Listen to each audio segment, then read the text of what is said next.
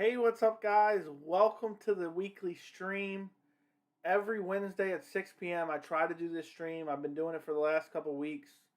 Thank you guys so much for joining me. It is September 22nd, 2021. I currently have 1,253 subscribers. I want to try to grow this channel to 10,000 before the end of the year. I don't know if that's possible or not. So if this is the first time watching one of my streams, make sure you subscribe. Do not forget to like the stream. Also, if you want to become a member of the channel and help support the channel, there's a link in the description for you guys to do that and get a bunch of custom emojis and behind the scenes stuff. We are going to talk about UFC 266. It is this Saturday. I'm so excited. I've already done a bunch of prediction videos for UFC 266. You can check those out after this live stream if you haven't already. Alexander Volkanovski, Brian Ortega, Valentina Shevchenko versus Lauren Murphy. All the great fights on the card. Curtis Blades versus Jairzinho Rozenstruik. Jessica Andrade versus, now I forgot that quick, versus Cynthia Calvillo. Nick Diaz versus Robbie Lawler, if I didn't already say that. We got so many great fights. Merab Dvalishvili versus Marlon Moraes. We also have, I think that's everything I named, at least the main card, at least. And guys, if you have any questions, because I'm going to start off talking about something important for UFC 266. If you have any questions, put them in the chat, and I will get to them in a second. So fill the chat up with questions. UFC 266 tomorrow. This Saturday. The biggest news that we got, and tomorrow is the press conference for UFC 266. I may live stream that. I don't know. I'm going to put a poll out on the channel, and depending on what people vote on there, I may or may not stream the press conference. But yesterday we found out that Nick Diaz asked to move the Robbie Lawler fight to a middleweight 185 pounds instead of welterweight 170. And me personally, I know it sounds like I'm bitching and moaning about nothing, but I'm not happy about it. I wanted to see Robbie Lawler at 170. He's nasty at 170. That's the agreed upon weight. And I love the Diaz brothers. Again, I have a Nick Diaz autograph right behind me. But the fact that he comes in, he shows up supposedly not being able to make weight, and then last second he asks for the weight change. It goes public. Somebody leaks it out. I don't think that's fair to Robbie Lawler at all. And I don't think that's fair to anyone, regardless of who was doing it. If Robbie Lawler did this, I'd be saying the same thing. How can you come in the week of the fight, a couple days before the fight, and your opponent's already cutting weight? Okay, well, I'm going to ask for it to be at 185, and most likely they'll give it to me. And I don't think that's fair. Robbie Lawler was probably already cutting weight. If you guys seen the answers from Robbie Lawler at some of the press conferences or media scrums they did today, not a press conference, you've seen some of the answers. I'm going to talk to Dana White. As long as everything's right, we're going to fight. What he means is I better be getting paid more. I already cut weight. I'm lighter than 185 already. And now, all of a sudden, I'm expected to, fight at a different weight class. How is that fair? That's super unprofessional of Nick Diaz, if it is his fault, which apparently it is. Also, I feel like, not that the fight was, a real contender fight. It's Nick Diaz's return fight. Robbie Lawler's on a losing streak. But I wanted to see these guys at 170. I wanted to see what they look like at 170. I'm tired, of, just like Conor versus, Nate. I don't want to see these blown up. Let's just not cut weight. I want to see them in their peak physical condition. I wanted to see what Nick Diaz was going to look like weighing in at 170, what kind of shape he looked to be in. And now 185, if he comes in, looks a little out of shape, you're going to say, oh, well, it's because they're up a weight class. Same with Robbie Lawler. It's hard to really get a feel for what's going on with them just because now they're fighting at 185. And when's the last time Robbie Lawler's even fought at 185? I know he has before. It's been a long, long time. So now you come in a couple days before the fight, you basically miss weight, and you ask for a weight class above. I consider this a weight miss. If I was Robbie Lawler, I'd say absolutely not. If Nick Diaz can't make weight, I know Robbie. I know this would be an unpopular opinion, and Robbie Lawler would get a lot of hate. If I'm Robbie Lawler, I say absolutely not. I am not taking this fight at 185. If he misses weight, I'll still fight him, but I'll take 20% of his purse. That's what I would say if I was Robbie Lawler. I want 20% of that purse. He can miss weight. That's fine. I'll still take the fight. But to ask me to move it up 15 pounds. He didn't ask for a catch weight. He didn't ask for this, that. He asked to move it up 15 pounds on, what is this, 4 days notice? How is that fair to anyone? Robbie Lawler's already said he's under 185 pounds. So it's just an unfair advantage. It kind of, ruins the fight for me a little bit. Even though I wasn't like crazy high on it, I'm excited for it. But I just don't like the fact that now we can't really get a gauge of what kind of shape Nick Diaz is in, what kind of shape Robbie Lawler's in, because they're fighting so, out of their weight class. I know Nick Diaz and I know Robbie Lawler has fought at 185 before. But it's not fair to Robbie. It's not fair to anybody. And so help me God, if Nick Diaz wins this fight at 185 and they try to give him a Kamaru Usman 170-pound title shot, I am going to throw an absolute fit. It would be totally ridiculous. It would ruin the sport. It would ruin the belt. And I would literally throw up. Even if you won at 170 and they gave him a 170 title shot, I would be sick to my stomach. You can't beat a guy that's not even ranked. I don't even think Robbie Lawler is currently ranked. Let me pull that up real quick. Is Robbie Lawler even currently ranked? If he is, he's like number 15. Yeah, Robbie Lawler's not even currently ranked. And if he beat a non-ranked welterweight and got a title shot, and he's fighting him at a different weight class, my head would literally explode. I'd make about 16 videos just complaining nonstop. And I really think there's a chance the UFC does that type of shit. Who knows? They might give him a shot against Israel Adesanya. That's more Nick wants to fight a striker. Maybe that's why he's doing it. Maybe he's angling for an Adesanya. Chael Sonnen put out a rumor. I don't believe anything that Chael Sonnen says. Chael Sonnen put out a rumor that apparently if Nick Diaz wins on Saturday, he's going to call out Khabib Nurmagomedov. Yeah, that would end badly for you, Nick. Nick, you would get slung on your head and beat to death on the ground. That's what would happen in that fight. And I know I'm sounding like I'm being a Nick hater, but really these 185-pound, debacle has really annoyed me quite a bit. Thoughts on Nick getting KO'd in training room or possibly the reason he doesn't want to cut weight? Yeah, I don't buy it. I think it's just a rumor. I know there's been supposedly Josh Thompson has been saying he saw something. So if he got KO'd in training, then he shouldn't be fighting. End of story. Pull out of the fight. You don't get to change weight classes a couple days before the fight just because you got supposedly KO'd. And why are you even hard sparring this close to a fight? He shouldn't even be hard sparring this close to a fight. So how's he getting KO'd, a couple days before the fight? And even if it was true, let's say he got KO'd last week. Then why did he come to the UFC last week and say, you know what, I got a problem, I don't want to cut weight, and give Robbie Lawler a fair choice rather than he's already in Vegas. Imagine if Robbie Lawler said, no, I'm not fighting him. What a catastrophe that would be for the UFC, for the pay-per-view, for Robbie Lawler, for Nick Diaz, for the fans. What a catastrophe that would be.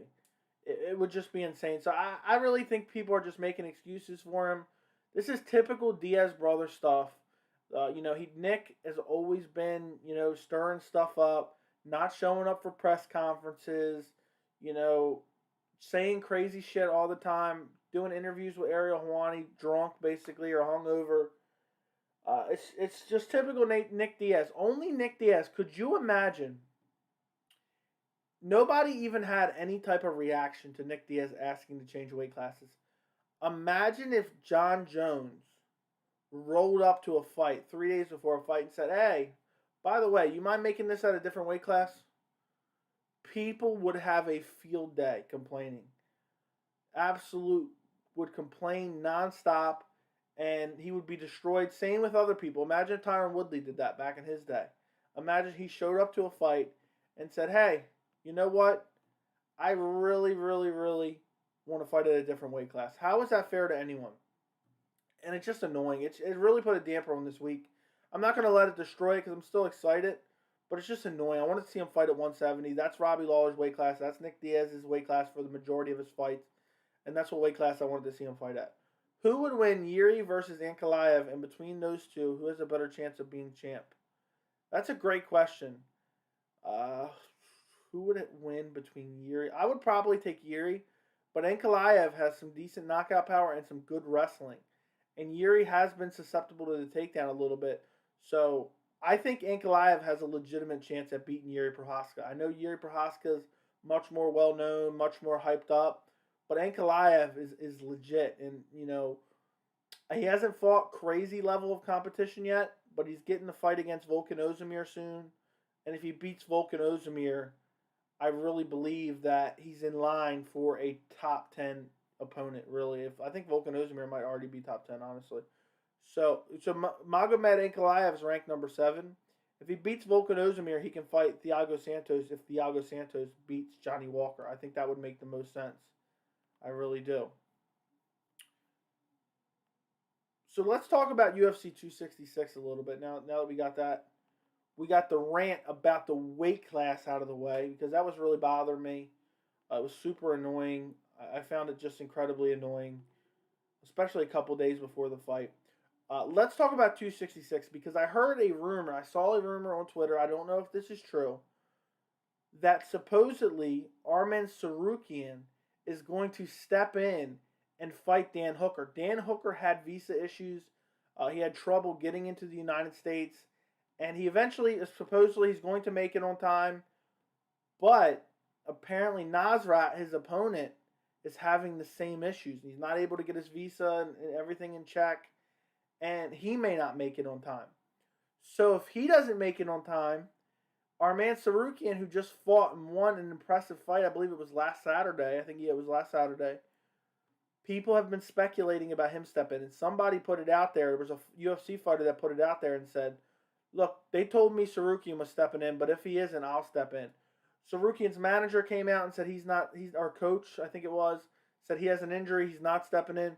But Tsarukyan wants that Dan Hooker fight bad.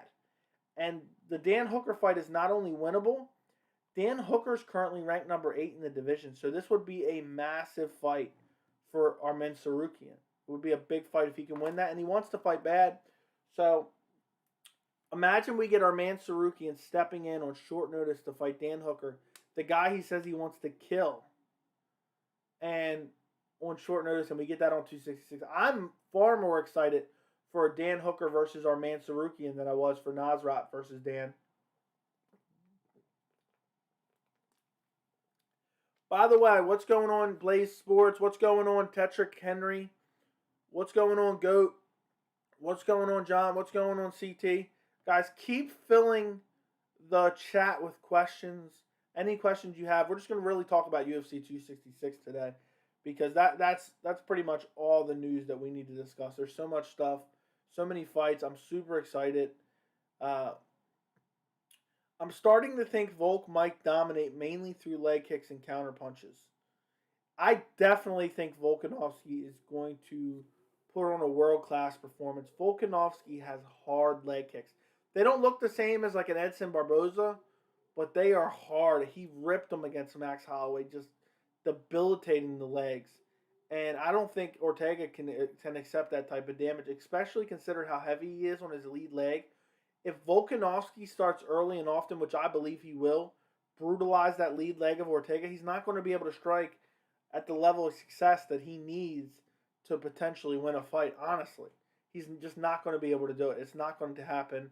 CT, did you watch my Volkanovski versus Ortega prediction video yet? Let me know in the chat if you did.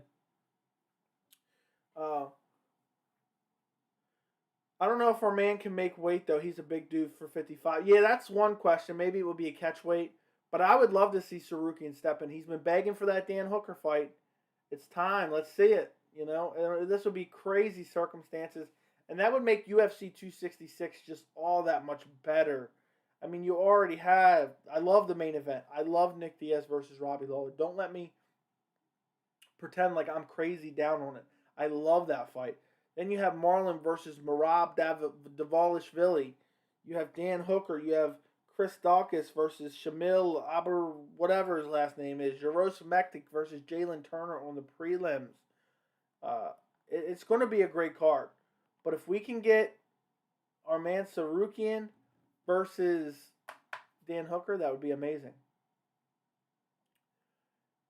How many fights does Nick have under contract? That is a great question. It's got to be a couple. It's got to be a couple. He has to have a couple at least. And when you turn down fights, the UFC extends your contract too. So they basically have you stuck in a contract perpetuity until you fight out your contract. It's not like number of years. It doesn't expire. And if it does expire, it's so far down the line. I honestly believe that if Nick Diaz got out of his UFC contract, he would make some massive money going off elsewhere, doing some boxing stuff or from freak show fights. Nick Diaz would make big money doing that. Huge money. But my guess is he has a couple fights. I don't know what he originally signed. I don't know if he renegotiated his deal or what. But I would say a couple. Can you look at Nick Diaz's recent IG posts of him shadowboxing and tell me what you think? Yeah, I will. By the way, guys, if you haven't yet, go follow me on Instagram. The link is in the description. And go follow me on Twitter, too, if you have one. And make sure. Oh, hold on. My Instagram link isn't in the chat. Let me get it for you guys. Hold on. I don't know how it didn't end up in there.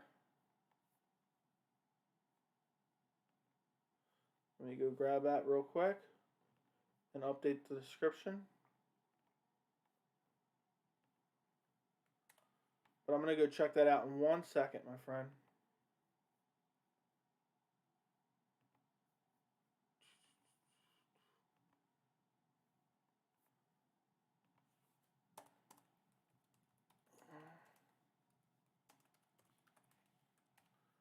Okay, I put the link in the description now if you guys want to go follow me on Instagram. Let me go check out this shadow boxing video of Nick Diaz. It's on Nick Diaz's Instagram.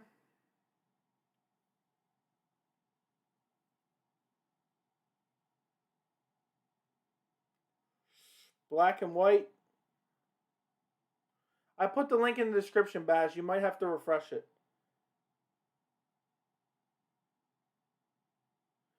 Yeah, he does look slow, but he's just shadow boxing, so it's hard to tell. But he does look very, very slow. But Nick Diaz has unorthodox striking anyway, as it is.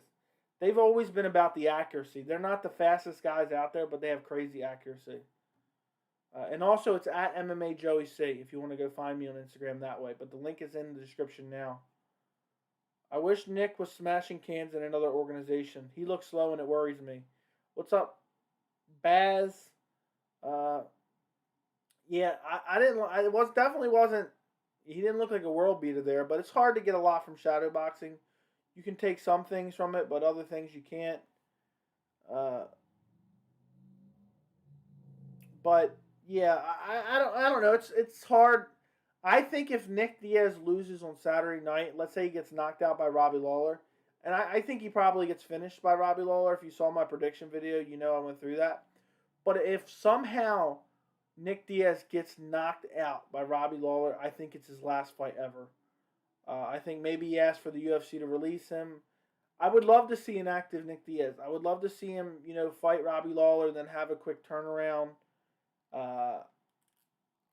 But I don't foresee a scenario where Nick Diaz fights more than like 2 times, honestly. He fights against Robbie Lawler. I don't know how many other times he's going to fight after that. It's just not going to work out. I mean, I want to see an active Nick Diaz. I really do. I really, really, really do. But it's never going to happen. It's never going to happen. I followed you. Did you get it? I'll have to check in a minute. Do you like watching basketball? I do not watch basketball. Nick Diaz is getting knocked out. Clorox Bleach says. That's not even a question. Clorox Bleach, did you watch my prediction video for the fight? I agree with you. I agree with you, my friend. But we'll see. We'll see. I wonder if he's just showing up for a paycheck, honestly. And it's sad because Nick's been out for 6 years. And there's a lot of fanfare about him returning to the UFC and fighting again. But it could be short-lived. It really could be short-lived, guys.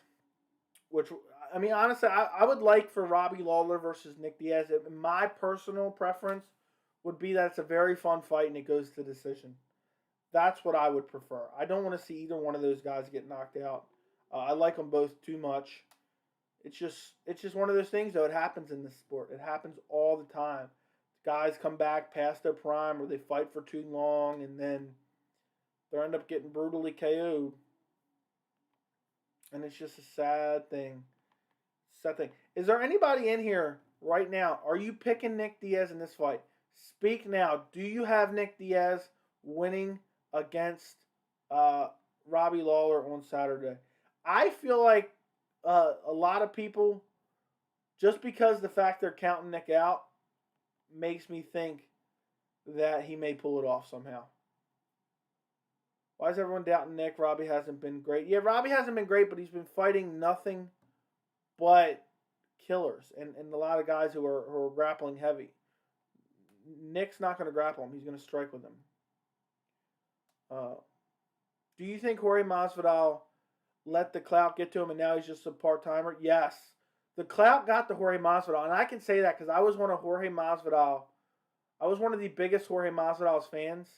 And when he KO'd Ben Askren and his name blew up, he changed. He just isn't the same anymore. I feel like he's putting on an act. It's not the same guy he used to be. Blaze Sports says, I have Nick.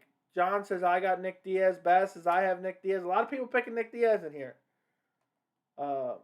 Never got to watch Nick, not my air. I haven't seen him fight very many times.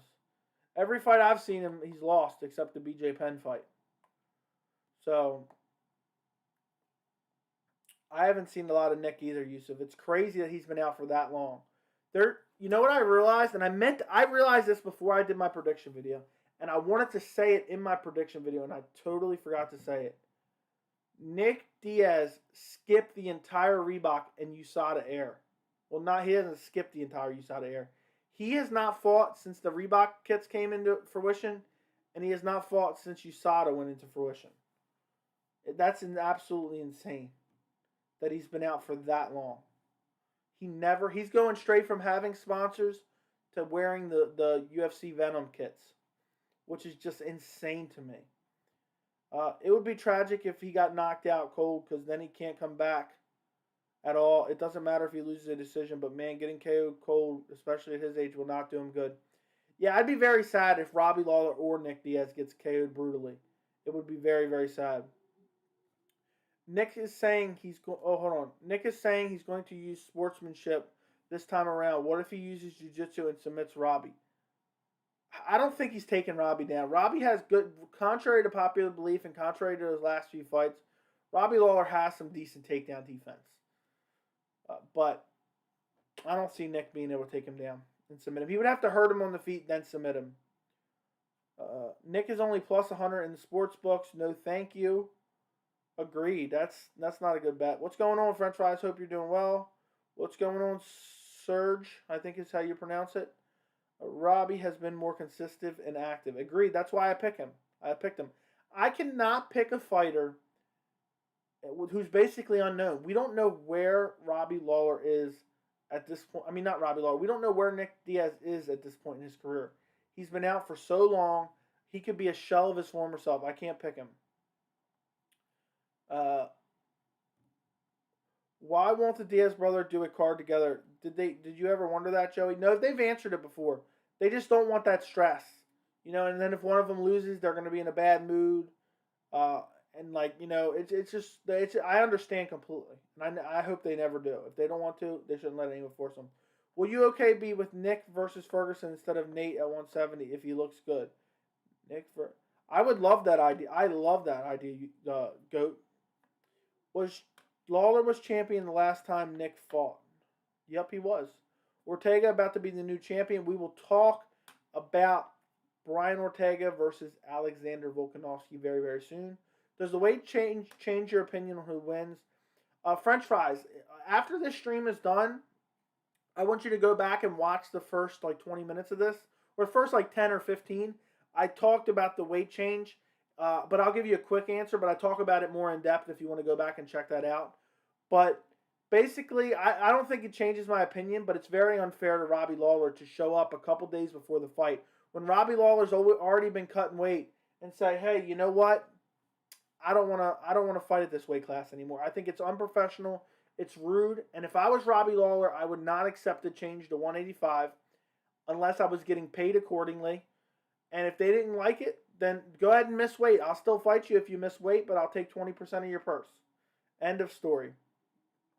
But I'm still picking Robbie regardless of the 185 move. What's going on, Ginge? Hope you're doing well. Does Robbie still have his power? I think so. Not taking him down, hurt him, and use that black belt. He keeps showing off, and he keeps saying he wants to go back to his original roots. Weird, but I see it. Call me crazy, Joe. I don't care. I don't think you're crazy. For all we know, Nick Diaz could be in the best shape of his life. He could be better than he ever was. And, you know, we don't know that until we see. Nate Diaz is a much better fighter than his brother Nick. I'm not too sure. It's hard to compare. Prime's the prime. Nick's been out for so long. For me, that's not an open and shut case. I don't know. I couldn't answer that question if I really wanted to. It's just, there's too many factors. I don't know if it's just me or do you not see Ortega with the belt? I just can't see it. Usually I can see certain fighters with the belt around them, but for me, I can't see Ortega. Literally, I never thought of it to put it in words like that, but I agree with you 100%. I don't think Ortega's ever going to be champion. I don't think. Featherweight's too nasty. Too nasty. And I really think Volkov is going to put on a master class against him on Saturday. How would you react if Nate Diaz versus Conor 3 happened, but Conor pulled out because he had COVID and then Tony Ferguson stepped in? What's your thoughts if that happened? I'd love it. I want Nate Diaz versus Tony Ferguson.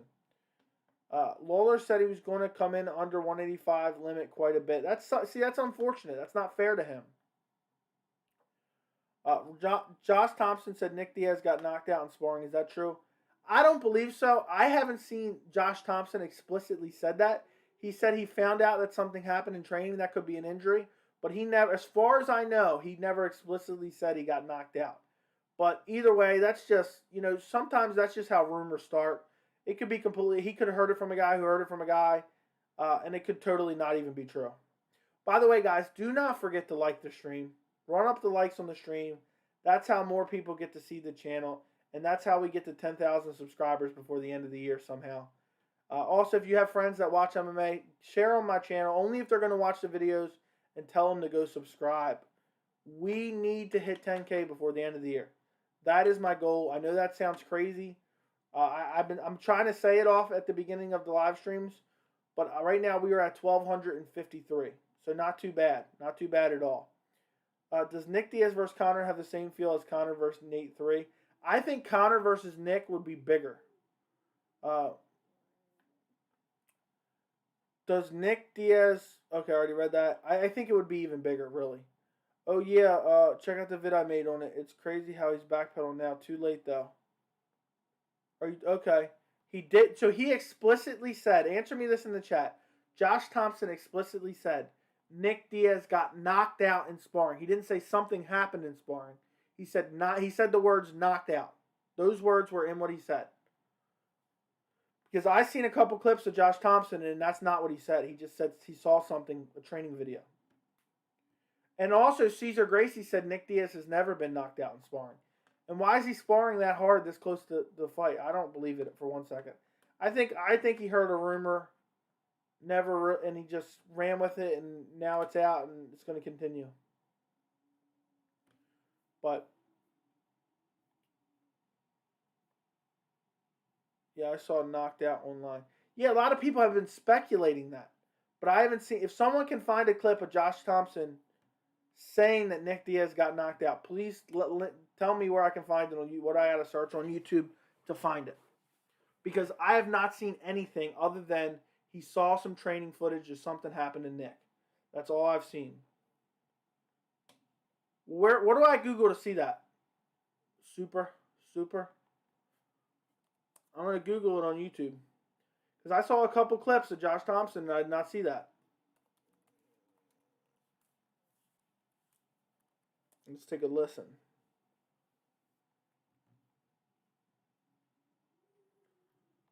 Let's see.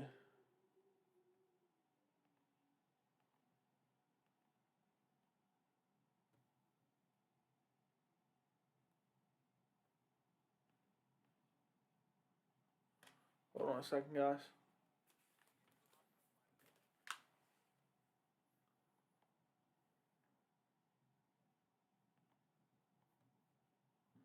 I'm listening right now.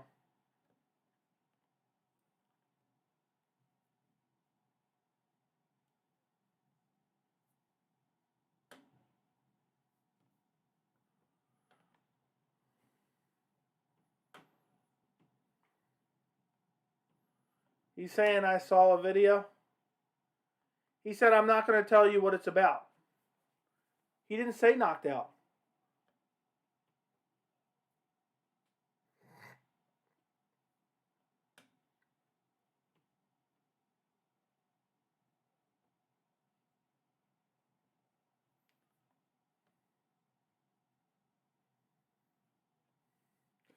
He doesn't even say. He said I'm not going any further than that. Yeah, he never says knocked out explicitly.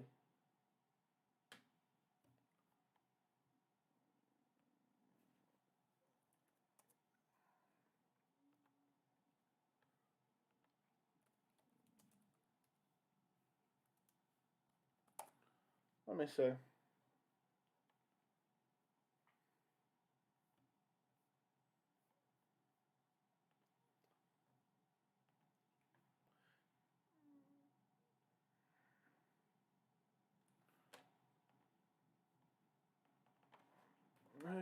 Diaz.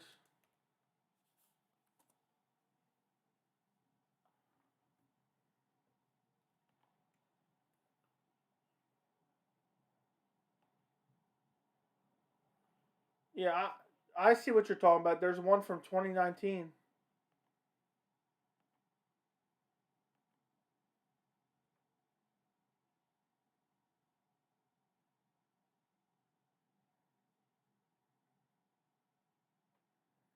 Yeah, I see an old video of him getting KO'd. Yeah, I think this is all bullshit. I don't believe any of this. I don't think it's realistic. I don't think it happened. I haven't heard Josh Thompson explicitly say knockout. I think it's all horseshit. I don't think that really happened. I think people are misconstruing stuff and talking about rumors and all this and that. I think Nick is just being Nick asking for the weight change. It has nothing to do with him being KO'd. Oh, so he got knocked out 2 weeks ago, so now he can't cut weight? I don't even know if that actually has a medical correlation.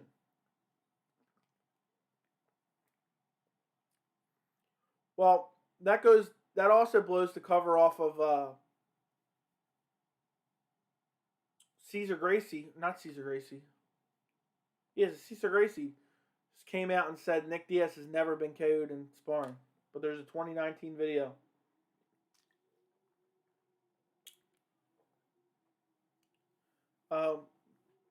Yeah, Nick, if he got KO'd, I would want to see him pull out of the fight. I would want to see him pull out. Even though I'd be annoyed that we didn't get to see the fight, I would prefer to see him pull out of the fight. By the way, guys, if you're not subscribed, go subscribe. I do these live chats every Wednesday. Tomorrow, depending on if you guys want it or not, I'm going to put out a poll on the channel right now. He has the video. I tried to search him, but I couldn't find him, honestly. I'll have to check again in a minute. But I'm going to go put out a poll on my channel right now. And I want to hear from you guys, and you can vote in the poll later if you want. But should I live stream the press conference tomorrow? I was thinking about live streaming the press conference tomorrow, the UFC 266 press conference.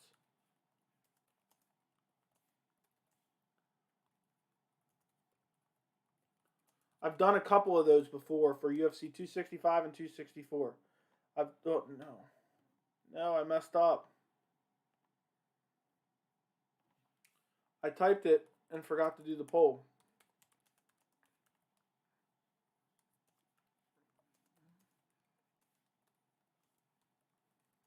It seemed like some of you guys like it, some of you guys don't. But if you guys want it, I will live stream the press conference tomorrow.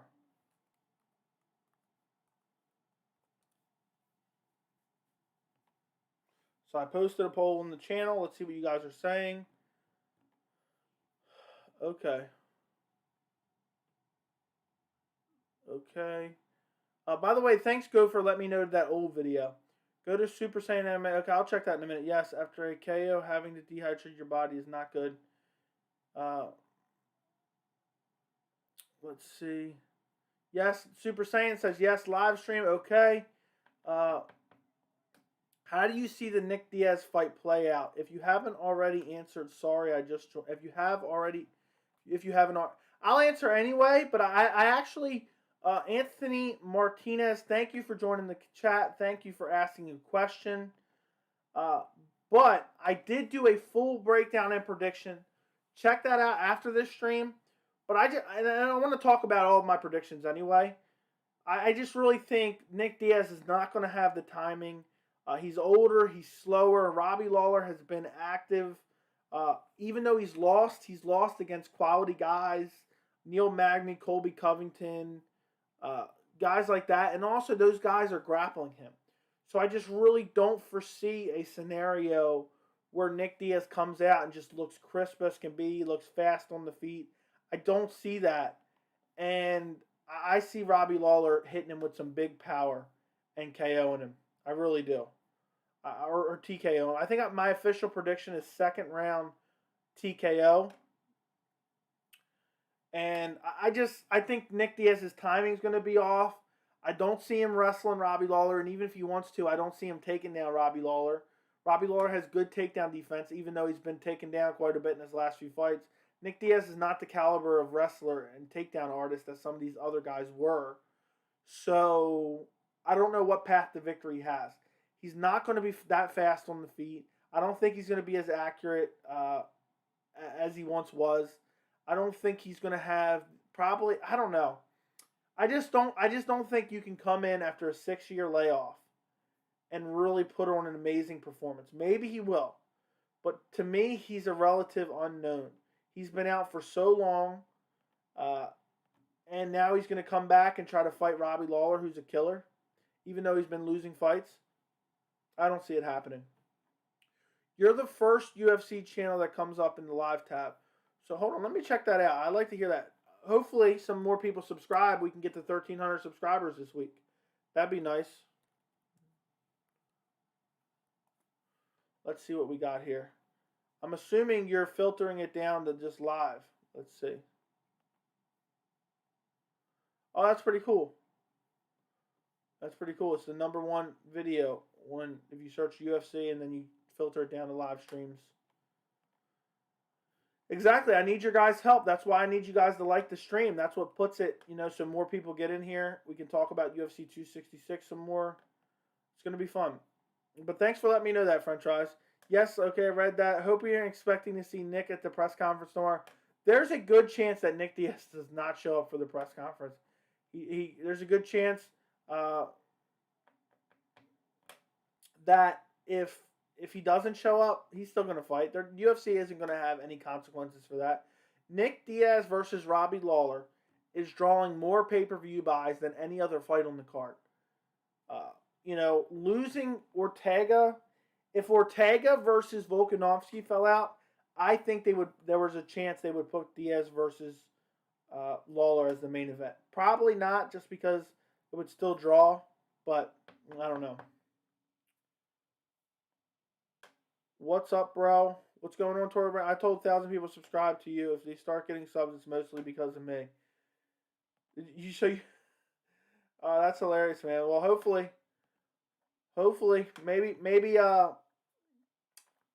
Torin, you need to start telling people to sign up for the membership too. That's a great way to help support me on the channel. That's what I need. Look, hold on. Let me go to it real quick so I can show you guys. Sign up to become a member in the description. The link's in the description. Look what you guys get. You get these loyalty badges. You get these custom emojis to use in the live chat and the comments.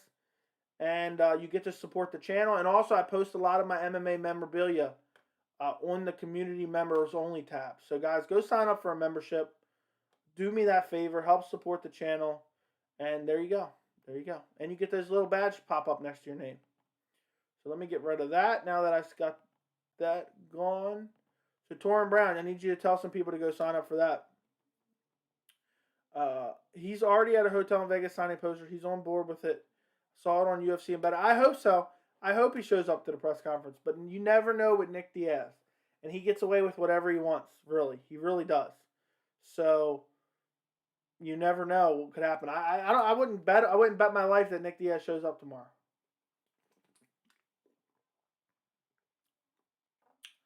Not a lot of people stream the press conference, so I think it's a good idea to stream it. Okay. I might even stream the weigh-ins too on Friday. Hell, why not? I'm really like, I know it's a high goal and it probably won't happen, but I really want to uh, get 10,000 subscribers before the end of the year. That's what I want. That's what I really, really want. It's a high goal, but this channel kind of blew up, in terms of what I thought it would do so early. It's 6 months in. We're at 1,254 subscribers right now. I think we can try to make 10,000 before the end of the year. I really do. But maybe not. Who knows? It's up to you guys. It's up to you guys. You got to tell your MMA watching friends to go subscribe. Can Edwards beat Usman? That is a tough question.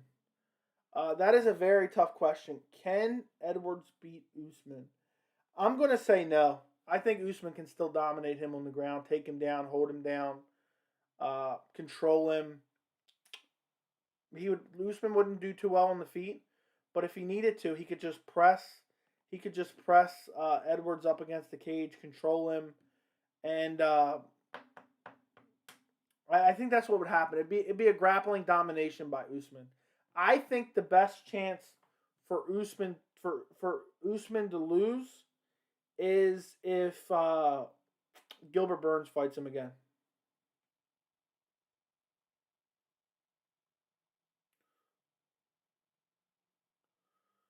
I think Gilbert Burns is the best chance to take the belt from Usman. What's your thoughts on Valentina training with Moreno and then Rose? She's a beast and treat to watch skill-wise. I think she's smart. You got to train with the best if you want to continue to be the best and get better. You can't just beat up on people who aren't, as good as you. And training with Moreno and Rose, they're two great fighters. So it really helps.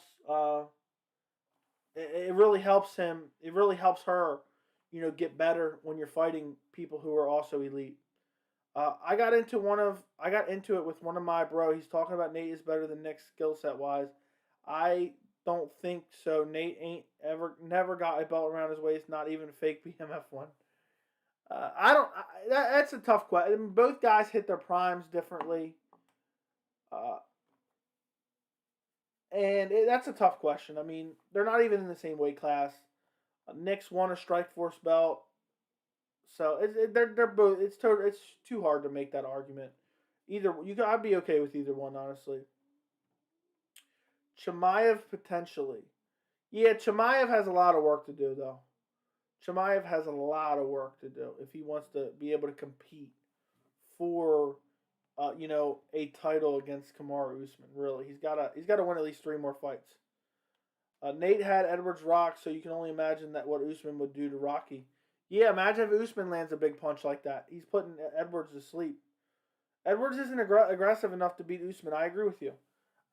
Edwards, I don't know what it is about Edwards. He's got world-class striking, but he just fights for a decision every single time out, and it's so annoying. It's so annoying. Like, I feel like he could have went out there and made a statement win against Nate Diaz. Beat up Nate Diaz and finished him, and he didn't do it. I don't like it. It's annoying.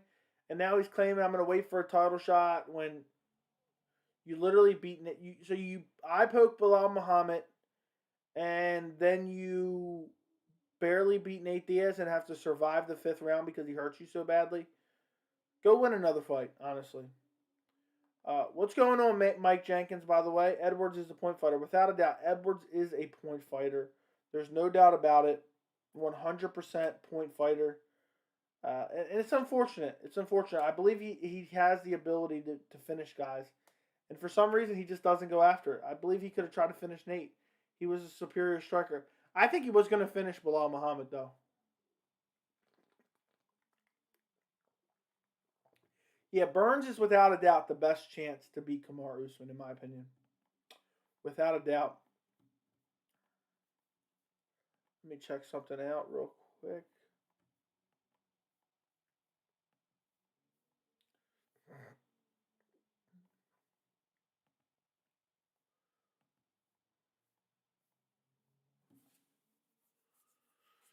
Okay, so let's talk about some of the. Oh, hold on one second. Let me read this. No way Leon gets a shot off a win. No way Nate and Gilbert is beating top guys. Leon got to be at least a top 10 guy. Come on now. That's what I've been saying. Let's talk about some of the other fights on UFC 266. Let's talk about Alexander Volkanovski versus Brian Ortega. I know I did a full prediction video on it. I asked you guys to check that out regardless of this live stream. I want you guys to go watch the prediction videos. I work hard on those prediction videos. They're all in 4K quality. So if you have a 4K TV, 4K device, you can watch them in 4K. And so go watch them after this. But Alexander Volkanovski, I just think he's too technical. The striking is too good. He's too powerful. I don't know how Ortega plans to beat him. Imagine if he goes out there and he can't outstrike him. What's going to happen then? What's plan B? Because Ortega's not going to be able to take him down. Or it's just not happening. Or Brian Ortega is not going to be able to take Alexander Volkanovski down, in my opinion. And I don't even think Ortega has the power to finish him, honestly. Is Ortega gonna knock Volkanovski out? Volkanovski has a great chin. So I don't know how Ortega wins. The only way I could see Ortega winning is if he hurts Volkanovski. Maybe he goes out there and puts on a masterclass performance and his striking has improved so much that he outclasses Volkanovski on the feet. But I don't see that happening. So the only other way I see Ortega winning is if he's able to somehow hurt Volkanovski, get a takedown off of hurting him. Because Ortega's shown, he'll hurt a guy and then shoot a double leg. He did it against Korean Zombie. So if he hurts Volkanovski badly enough, anybody's hurt rocked hard enough, you can take him down. Or maybe just he starts kind of leaning against the cage, he grabs a hook in, trips him down, whatever. But I just don't see how Ortega can pull it off other than that. And Volkanovski's so durable. He's so good everywhere. He has such great stamina. He's not going to fade. Great leg kicks, great striking, great variety of attacks. He makes adjustments in mid-round. He makes adjustments, in between rounds. The composure of Volkanovski is something else. He got rocked and lost the first 2 rounds in the rematch with Max Holloway. Comes back to win 3, 4, and 5. How insane is that? The composure of Volkanovski is just something else. Honestly, he's working his way to become one of the greatest featherweights of all time. And a winner over Brian Ortega, he's probably going to fight Max Holloway again after this, would be my opinion. I think Max Holloway is going to beat Yair. Volkanovski's going to fight Max again. Then if he beats Max a third time, Giga's probably going to get another fight, and if Giga wins, he'll probably fight Giga next. So imagine he beats Ortega, then beats Holloway for a third time, then beats Giga Chikadze. He would be absolutely amazing.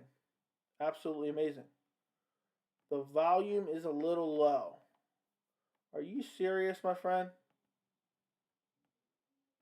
Let me check it out real quick. Let me see what I think.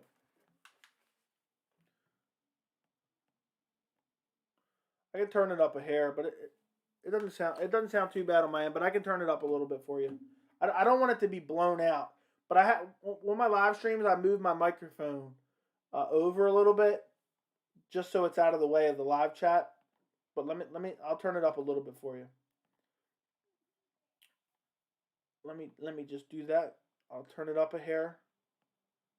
There we go. I'll turn it up a hair. That should be a little bit louder for you. If not, I apologize. I can move the mic a little bit closer. I'll try to keep it off screen here. I don't want it on the screen. Yeah, you guys got to keep sending the super chat donations so I can buy the Shure SM7B. I want to buy a new microphone. The whole setup's like $850. So I need you guys to start sending in super chat donations, even if it's $1. I'm going to buy that microphone before the end of the year, and I need your guys' help. So start sending the donations. That's what I need. Because imagine if I get the Shure SM7B. I already have the best picture quality of any MMA YouTube channel on YouTube right now. The 4K quality on some of the prediction videos is better than some of the biggest YouTubers on YouTube. So if I get that Shure SM7B, I am going to be set for life as far as my YouTube channel. I won't have to really upgrade a microphone or a camera anytime soon. After that, I'll just be able to make other subtle improvements. I'm dying to get that microphone. It's going to make the channel better. But I hope the audio improved a little bit for you, Mike Jenkins. I try my best to have the best quality of everything. Manon Figueroa got pulled from the card this weekend. That sucks. Sorry. No way Leon gets a shot over with a winner. Okay, I already read that. Could you see UFC Mexico next year if Brandon Moreno beats Figgy? He should headline against Pantoja. And if Alexander Grasco beats Yoni, she should fight Valentina in the co-main. I definitely could see him going to Mexico. I don't know about next year, though. I think probably they end up going to Mexico sometime in the near future with Brandon Moreno. But that's a tough guess, especially with everything going on in the world right now. Yusuf says Volkanovski by statement. Yeah, I think Volkanovski's going to put on a masterclass. They always say that, oh, he outclassed his opponent. I think Volkanovski really is going to. Joey, this is what I think. If someone gets finished, it's Volk, but I see Ortega getting dominated for 5 rounds. I see Volkanovski finishing him in the later rounds. Ortega has a good chin, too. Alex is very technical, but Ortega can be unpredictable, and he has patience the last fight. Yeah, he looked great, but there's a difference between fighting Volkanovski and fighting Korean Zombie. She's the best prospect in women's flyweight. I got to look a little bit more into her. I know who you're talking about, but I got to look more into her. I haven't seen a lot. I hope there's some good prospects coming up. I said this a few times. If Grasso beats Calderwood, she's going to get a title shot. Okay, good. I mean, Grasso or Calderwood ain't beating Valentina Shevchenko. Grasso and Calderwood would get absolutely wrecked by Valentina Shevchenko. Honestly, I don't see any competition for Valentina in that flyweight division. No matter what prospects we're talking about. Rob says the audio sounds good. Thank you, Rob. Thank you. I appreciate you. I want to see Volkanovski versus Yan. Whew. I think Volkanovski's too big for Yan. I think Yan would lose to Volkanovski.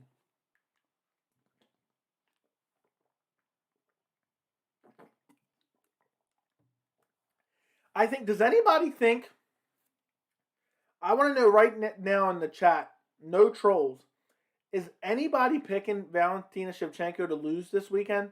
So is anybody picking Lauren Murphy? Is anybody picking her? Let me know in the chat right now. Is anybody picking her? That's what I'm genuinely curious about. Because I think Lauren Murphy's going to get wrecked, demolished, destroyed. Valentina's coming in for an easy paycheck. I wonder what the odds are. I don't usually care too much about odds. But I would love to know the odds for that fight. I really would.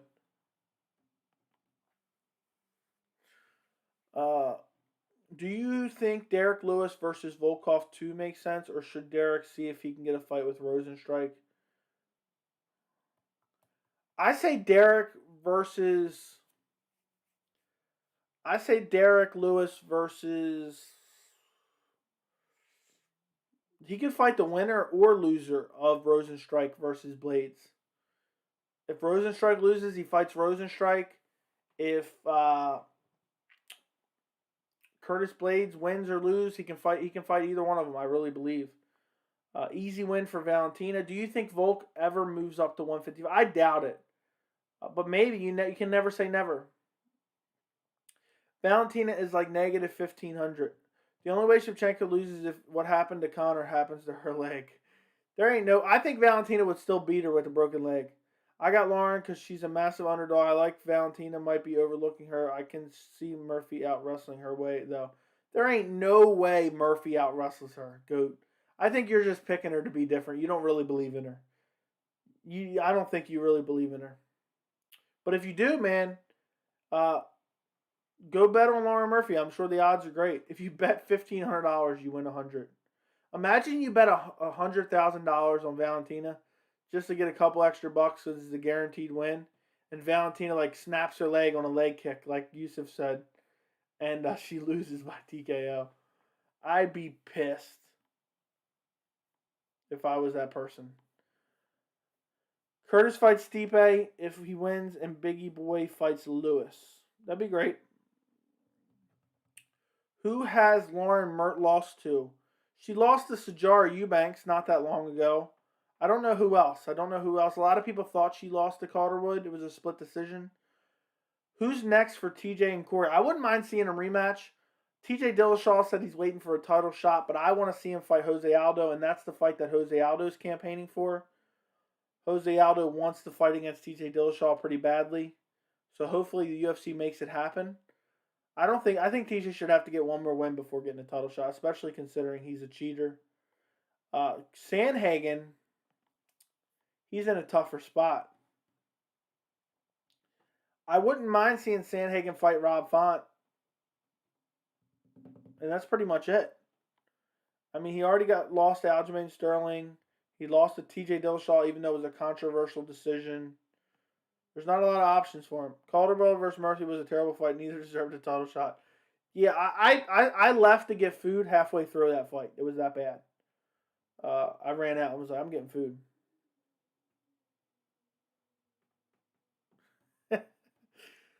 Joey, the disrespect in Murphy. You pick one leg Valentina to beat Murphy.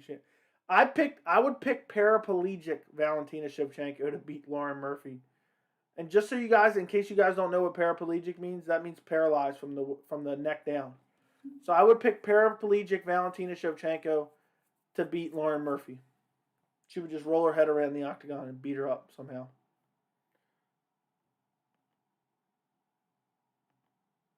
Loser of Yan versus Sterling fight Font. Give TJ Rob Font. I would love to see it. I think Corey Sandhagen's still one fight away from a title shot, honestly. He should have got the victory against TJ Dillashaw. I think he got robbed of the decision, honestly. And it sucks. It really does suck that he didn't get it. But it is what it is. I mean, it was a great performance by both guys. It was a fun fight. So, it's better than seeing guys get KO'd and then, they're screwed from there. We've seen a good, competitive, close fight where either guy can really do anything next. But I'm glad you remember that Calderwood versus Murphy fight was so terrible, French fries, because I do too. I remember leaving in the middle of it. Loser of Yan versus... Okay, I read that. Read that as well. Guys, keep the questions coming. Fill the chat with as many questions as possible. I want it to literally look like there's a spammer in the chat. That's how many questions I want in the chat. Because that's what makes this live chat so much fun, is the constant questions. So do me a favor. And also, if you're not subscribed, you have to be subscribed to submit questions, because I had to turn on the... you have to be subscribed to post in the chat, because otherwise we get too many trolls in here, unfortunately, which is just annoying. So go subscribe so you can participate in the chat. That's the best way to be able to interact. So guys, just fill it with questions. Thoughts on O'Malley saying he doesn't want to main event fights or top contenders until he gets a new contract? I think it's kind of strange, because that's how you get the leverage over the UFC. If you want the leverage over the UFC, he said, you got to win big fights. And even if he wins one big fight, then he can negotiate, a bigger contract. If he goes out there and let's say he was to starch Frankie Edgar, that's a big win for him as far as beating a ranked guy. And then he could really negotiate a new contract. So I think he's right, because he is a big name for the UFC. But at the same time, he has no decent wins. So how is he going to try to beg for a big contract when he hasn't beaten anyone? Does Ortega move up if he loses? I don't know what Ortega loses, because if Ortega loses this one, he's not going to have success at 55. And if Ortega wins, he's going to have to fight Max Holloway again. What a weird rematch that would be. Ortega is champion, Max Holloway is not champion after that brutal beating. Imagine Ortega wins against Volkanovski, Max Holloway wins against Yair, and gets the title shot. And then imagine you win in a coma a couple weeks after Max Holloway beat the crap out of Brian Ortega, and you wake up and you see Brian Ortega is the champion and Max Holloway's fighting for the belt. You'd be scratching your head like, what the hell? MMA said Ortega little brother looks better than Murphy on a heavy bag on embedded. Ortega little brother looks better than Murphy. Yeah, Murphy, she looks terrible. Why did UFC make Miesha Tate versus Ketlin Vieira a main event? Like, so stupid. Ooh, that's a main event? Ew. Ew. I can't believe that's a main event. I'm disgusted. Who's your dark horse at 145? Me personally it's Josh Emmett. My dark horse of 35 is now, and I was not on the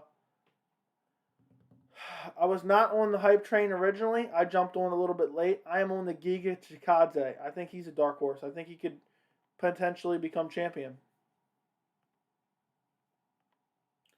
Let me see something.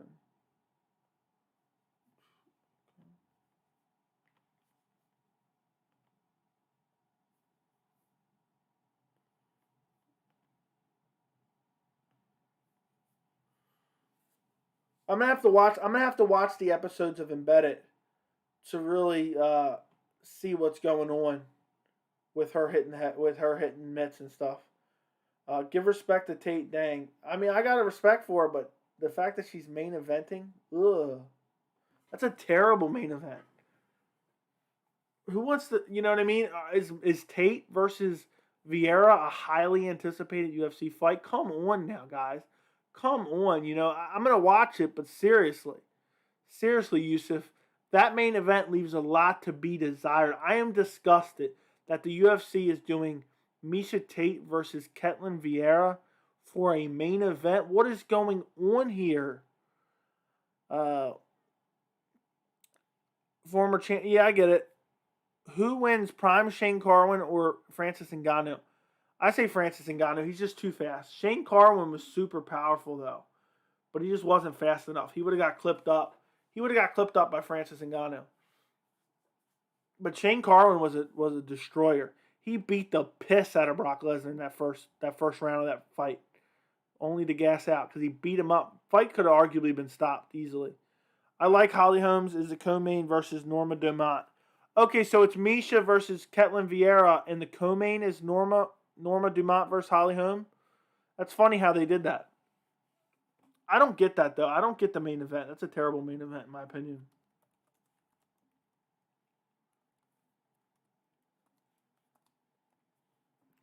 Let me look this up real quick.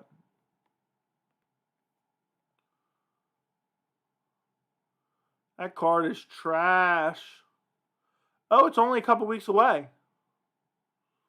Ew, that card is ugly. That card is ugly, and especially considering you said Mana Firat pulled out against Mayra Bueno Silva. That card is ugly. That's an ugly card. I feel like a lot of people who cover MMA, whether it be on YouTube or their reporters, they will look you dead in the eyes like this, and they will say, I am so excited for this fight card. I can't wait. It's going to be crazy. It's so good. Guys, I will never, ever lie to you and say I am excited for a fight card that is trash. I will never, ever do that to you. I watch every fight card. I'm a hardcore MMA fan, but I'll never sit here and lie to you and say, I can't wait for this fight card, and it's terrible. Who wins, AJ McKee or Volk? I say Volk. I think he's too well-rounded. I think AJ McKee, he's fast, but he's not knocking out Volkanovski. Volkanovski's got a great chin, great stamina, super durable, super composed, super high fight IQ. He would kick the legs off. He would defend the takedowns. He has great striking defense. And I think he would just wear on him and grind him out, kind of. Arman Tsarukyan versus Carlos Diego Ferreira should be next. There is a rumor, and I put it in the title of the video, that Arman Tsarukyan is stepping in to fight Dan Hooker if Nasrat can't make it. Which I love that fight. I really do. But that wouldn't be bad. I wouldn't mind seeing Tony Ferguson versus Carlos Diego Ferreira. Yeah, Volkanovski, Alexander Volkanovski does not get enough respect.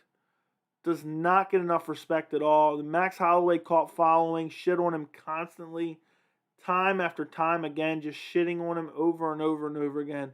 And it's not right. He's a elite featherweight fighter. He has 2 wins over Max Holloway. He has a win over Jose Aldo. He has a win over Chad Mendes where he just absolutely melted him. Volkanovski does not get the respect that he deserves. He really doesn't.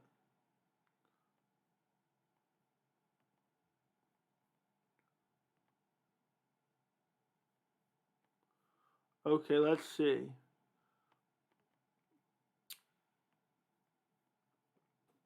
Yeah, Diego versus El Cucuy would be crazy scramble fest. Yeah, it would. And guys, I put a poll out on the community tab. I put a poll out. Do you want... This is how I make half of my decisions for streams.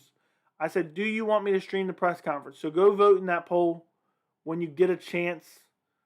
Because as long as I get enough votes that people are going to tune in for a live stream of the press conference, I will do it. But if not enough people are interested, what's the point then? It's kind of a weird thing, but I did it twice before and it was successful. Also, and I want to hear your guys' ideas on this. I want to give me your opinion, not just a yes or no, but let me know what you think. I was thinking about for some of the big fight cards, instead of doing a post-fight reaction video, I was thinking about going live immediately following the fights. I would just react to the fights. You guys would fill up the chat with whatever you wanted to say. Then at the end of my whole analysis, breakdown, quick reaction to the fight card, then I would read through the chat. What do you guys think of that? Because that's faster than recording a video and uploading a video. That's an hour late, 30, 40 minutes after the fights have ended. Would you guys tune in for a live stream immediately following the fights? I would probably only do it for big cards, though. I would only do it for bigger cards like UFC 266. But if depending if you guys are half of you guys probably go to sleep right after the fights. So it's something, I did a poll for that, and I got quite a few votes that said yes. But the last thing I want to do is do a live stream because it's not as good of a video quality on the live stream as it would be if I recorded the video, and then not have at least a decent amount of people in there because of the time. The timing would be super late.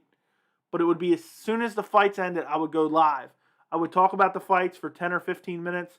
Then I would go through the live chat and read, or go through the chat and read everything you guys had to say, answer any questions. It would be about a 30-minute stream following the fights, maybe 40 minutes. So let me know what you guys think of that. Should I do that? Should I not do it? Do you prefer this over that? Is there a reason? Just let me know. I'm in for the press conference. Oh, awesome, probably. Awesome. Just because a CDF will go for a submission and not play it safe on the ground. Very true, but I don't think he'd be able to submit Tony Ferguson. I don't think so. Would prime Diego Sanchez still be competitive in the UFC today? Unfortunately, no. He would get wrecked. Diego Sanchez would get wrecked, even if he was in his prime, against the top lightweights. I love Diego Sanchez. I'm a big fan of Diego Sanchez. But that's the honest truth. Do you know what someone like Islam Makhachev would do to him? Do you know what someone like Conor McGregor would do to him? Do you know what someone like Charles Oliveira would do to him? Tony Ferguson, Justin Gaethje would do to him? Destruction. Tony Ferguson of right now would wreck Diego Sanchez in his prime, in my opinion. Works both ways, even though I might be asleep, I'll watch the replay. Yeah, I was just thinking it's a quicker way to discuss the fights rather than waiting for me to upload a video. My cousins trained with Diego in South Texas. That's pretty cool. Diego Fajeda.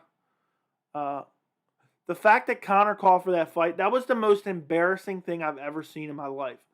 To beg for a Diego Sanchez fight when the guy's barely hanging on to a thread in the UFC, and then post a screenshot of you begging for it, that's a bad look. He was just looking for an easy fight, in my opinion. He wanted an easy fight that he could win, and that's why he picked Donald Cerrone instead of Justin Gaethje. The UFC gave him 2 options when he came back in January of what year was that? Was that 2020? When he came back in January of 2020, the UFC gave him 2 options. Either Conor McGregor or either Cowboy Cerrone or Justin Gaethje. He picked Cowboys Cerrone. That told me all I needed to know.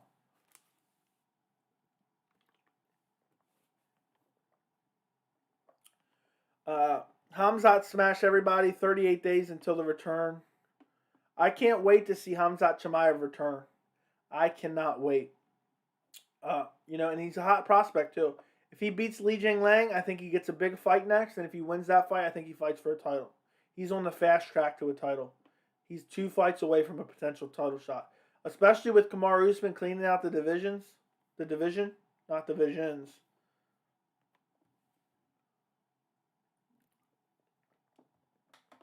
I don't see anyone beating Ngannou at heavyweight, not even John Jones. I think John Jones could beat him. I also think Francis Ngannou can beat him. And I think I'm going to probably pick Francis Ngannou in that rematch.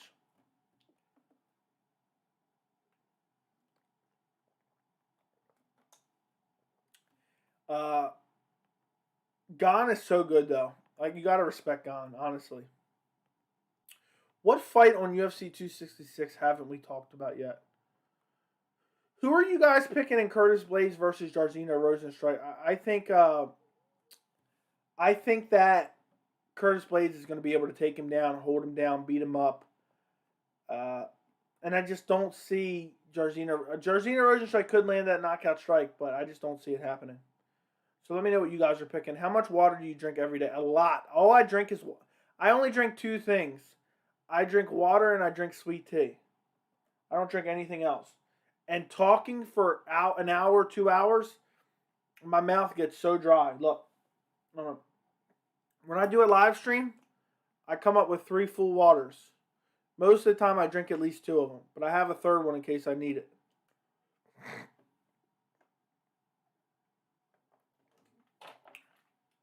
Does Glover retire after UFC 260? And thanks for asking, Clorox Bleach. How much Clorox Bleach do you drink a day is the real question.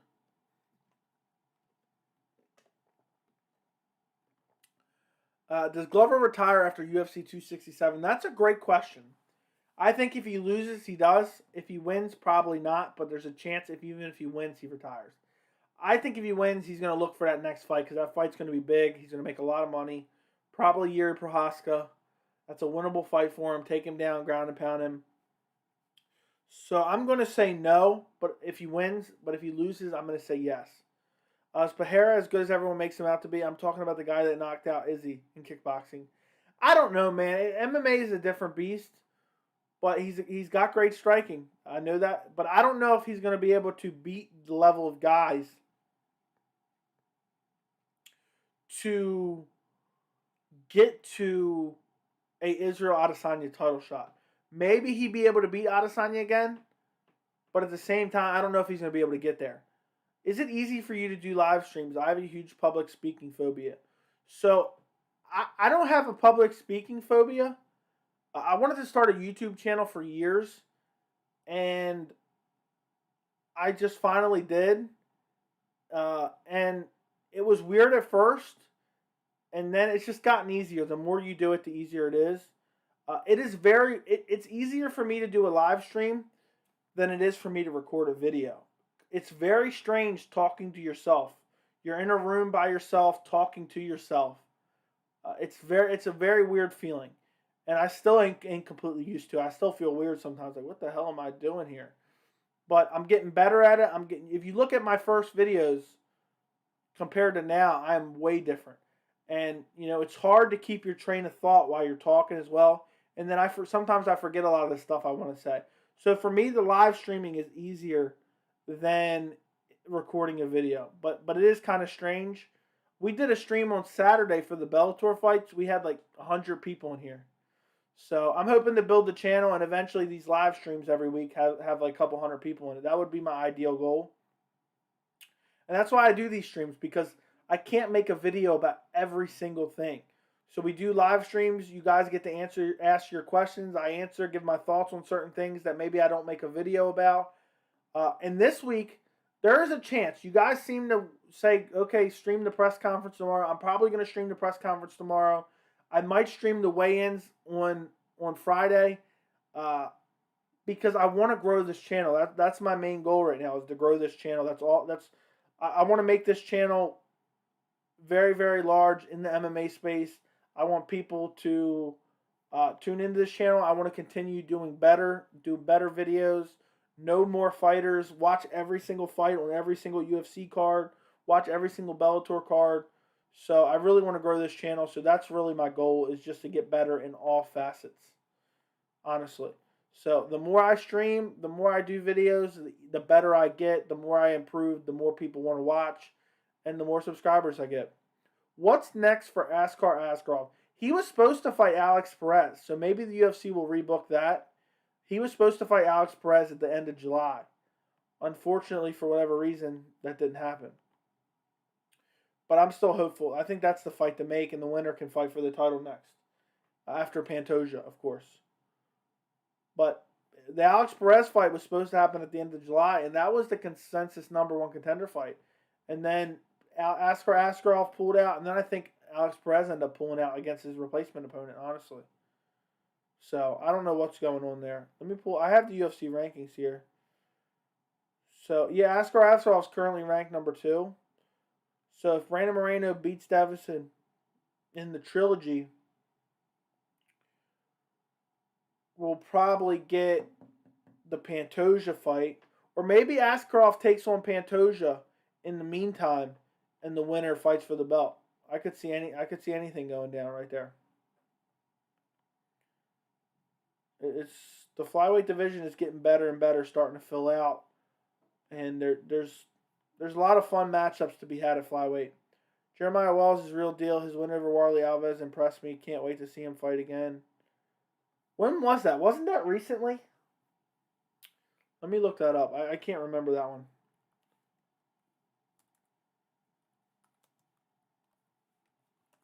When was that? Didn't they just fight?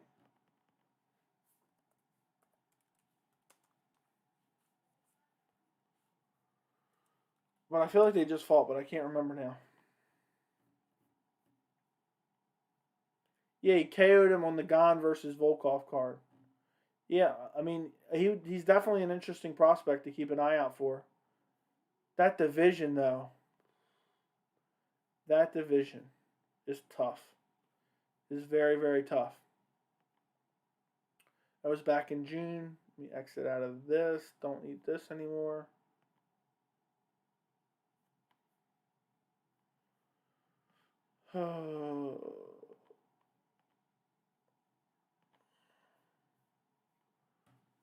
What did you think about the Askren Lawler fight? I think the fight should have been stopped early. Herb Dean was ready to let Ben Askren die in there. He was ready to let Ben Askren die. And then there was the weird choke. I think there's a chance that Robbie Lawler was out and that he didn't even realize it. But, I mean, he popped up so quick, it's hard to believe that he was out. And then also, on top of that, I don't know, man. It's just tough. I'm a huge Robbie Lawler fan. But, I mean, I think Ben Askren's terrible. I think Ben Askren's terrible.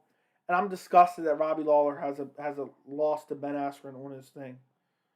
But I think I think that Lawler was not out. I think the hand fell a weird way. Herb Dean should have grabbed his hand. Even when Herb reached down and grabbed the hand was moving. So I don't get how he's, Herb Dean's become a terrible referee. He used to be the best in the business. Now he's terrible. I think Lawler got screwed, honestly. I'm still high on Brandon Royval, even though he lost his last 2 fights. I mean, look at the level of competition that he's fighting. In his last 2 fights, he fought, Brandon Moreno, and then he fought Pantoja, right? Didn't he just fight Pantoja? So, I mean, he's fighting the 2 guys that arguably should be fighting for the title. Let me make sure my memory's correct. I have a hard time remembering. Yeah, Brandon Moreno and Pantoja, that's not 2 losses to have. They're not 2 bad losses to have on your resume. It does suck that he was finished, so I don't foresee him ever being champion unless he really vastly improves. But we'll see. Joey, do you think Powerade should become a UFC partner so fighters can be sponsored by Powerade instead of I have no idea, my friend. That's an odd question. That is an odd question. I don't think the UFC cares, and I don't think they want to have a bunch of sponsors. Real quick before we go, let's talk about a couple other fights on UFC 266. So we talked about Curtis Blades versus Jairzinho Rozenstruik. I think Curtis Blades is going to take him down, beat him up. Rozenstruik has to land the KO punch if he wants to win. Jessica Andrade versus Cynthia Calvillo. I don't think Calvillo is going to look like she even belongs in there with Jessica Andrade. I think Andrade is going to wreck her in every facet. Should be a fun fight though. If Calvillo can pull something off, that'll be very interesting. Andrade has knockout power at flyweight, so I would love to see her potentially get a KO. Marlon Moraes versus Merab Dvalishvili is a big fight because you have the proven guy who's on a losing streak, who's in a must-win situation, and then you have a guy who's very highly touted in Merab Dvalishvili, looking to make his way into that top 10. So that is a massive fight. Because Marlon loses, he may get cut from the UFC. Merab wins, he's 1 or 2 fights away from a title shot. So that's a big fight as well. Were you on Team Tony or Team Khabib? I was on Team both of them. I love Tony Ferguson. I love Khabib Nurmagomedov. So I was on Team both of them. But I can't wait for 266, guys. I am going to get ready and end this stream. I'm going to stay on for a few more minutes. So, guys, if you have any more questions, put it on here. I'm going to stream tomorrow for the press conference. Depending on how the press conference goes, the stream tomorrow, maybe I'll stream on Friday for the weigh-ins. But I am so excited for this card. This card is just so stacked. It is such a fun card. I'm honestly so excited. It feels like we haven't had this quality of a card in forever. The last time we had a pay-per-view was in the beginning of August. So it just feels nice to get back into the big fight feel. UFC 266. I cannot wait. I love the main event. If Hooker fights Arman, who do you got? I'll probably take Hooker just because Arman looks good, but he hasn't fought the level of competition that Dan Hooker's fought at all. But I could see Arman Tsarukyan taking that fight. That's a close fight. That is a very, very close fight. So I would love to see it. Do you care if Joe Rogan's on commentary for pay-per-views? Nah, it doesn't bother me anymore. He's not there half the time anyway. So it really doesn't bother me. Maybe he's checked out. And to me, what made Joe Rogan so interesting on the pay-per-views was his passion. And maybe he's tired of doing it. Maybe he's bored of doing it. So it is what it is. I'm not going to miss it all that much. So, well, all right, guys. It seems like that's all the questions we have for today. Make sure you come back tomorrow. I will live stream the UFC 266 press conference. We can see if Nick Diaz shows up. I'll schedule it on the channel. I'll probably do it like a half hour before the start time so we can talk about whatever beforehand. And then the UFC will probably be an hour late anyway. So I will see you guys tomorrow for that live stream. Enjoy the rest of your night, guys. Thank you so much for watching. Don't forget to like the stream. That's the one thing I ask of you. And if you're not subscribed, go subscribe. Go check out the prediction videos as well for UFC 266. I put all the links for the prediction videos. If you want a full breakdown and prediction for all the fights on UFC 266, go look in the description. You can click on the links and check those out. Thank you all of you guys for all the questions you submitted today. And I will talk to you tomorrow for the UFC 266 press conference stream. Have a good night.